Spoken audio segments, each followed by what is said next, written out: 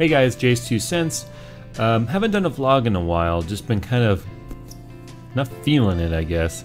But I got some comments today on a video I did about gastric bypass way back in January that I definitely wanted to comment on.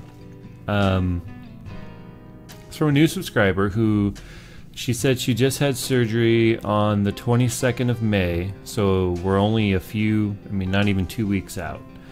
And she's having some concerns, and I just thought that I would pretty much just address those.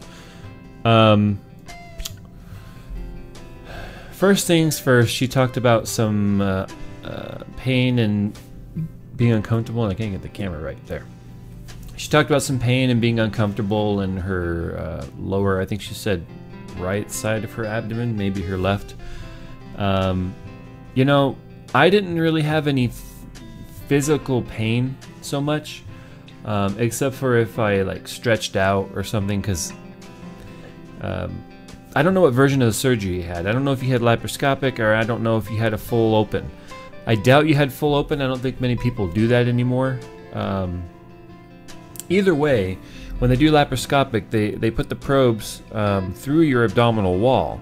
They don't just stab through it. They weave through the fibers of your abdominal muscle, sort of like a basket is weaved. They kind of weave in and out of it like that, and it's separating those tissues. So it's very painful to a lot of people. It's not as painful to men. Men tend to have a stronger abdominal wall, and those fibers are much more tight, so they go back quicker. But I didn't have any sharp pain, that's for sure. If I was to, like, you know, kind of like stretch out, then I would get like a kind of a sharp pain in my stomach that was uncomfortable. But just resting, I didn't have that problem. I definitely recommend following up with your surgeon if you continue to have that problem, because you talked about having to sleep sitting up. I have an eyelash in my eye. You talked about having to sleep sitting up because of that, so I definitely feel that the best advice I could give you is get your medical advice from your doctors. I'm definitely not a doctor. The other thing you talked about is being afraid you'll never be able to eat again, and feeling like the walls are closing in, and the bottom line with that is that's withdrawal. You are dealing with withdrawal right now because you're not able to eat and cope with food, which is something that you're very accustomed and used to doing. So your body is just kind of flipping out over that. It's no different than any other addict, whether it be alcohol or drugs or coffee, tea, cigarettes, doesn't matter. It's when your body is programmed to expect a certain amount of some sort of substance, whether it be, it doesn't have to be a substance, it just has to be a fix of some sort. For some people it could be games or pornography or gambling. It's all the same trigger mechanism, or it's all the same coping mechanism, which is just addiction.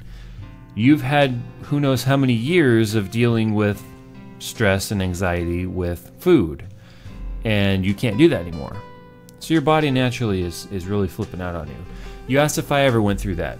It was a lot easier for me because I had such negative response to food. I felt sick all the time. No pain associated with anything, but I got really full really fast, and I mean, a few sips of water could make me feel like I was gonna throw up. Haven't thrown up, still haven't thrown up, and I've just passed 4 years post-op. But a few sips of water and even like a medicine cup made me feel like I had too much. So I don't really relate to the pain that you talk about when you drink a little bit of water, or the fact that you mentioned that you had some pain when you ate. That goes away though. You're 9 days out, I think you said. At the time that I'm filming this, you're 9 days out. There is a lot going on in your body right now. It's reprogramming to the coping mechanism that's gone. It's physically healing. You've had, who knows how many feet of your large intestine bypassed and removed. You've had your stomach completely cut away from your digestive system and turned into a small egg-sized pouch. You've got staples in there, you've got sutures, you've got a lot going on. You've got incision points on your stomach that have to heal, and it's going to take a while. You're going to have to learn how to eat all over again.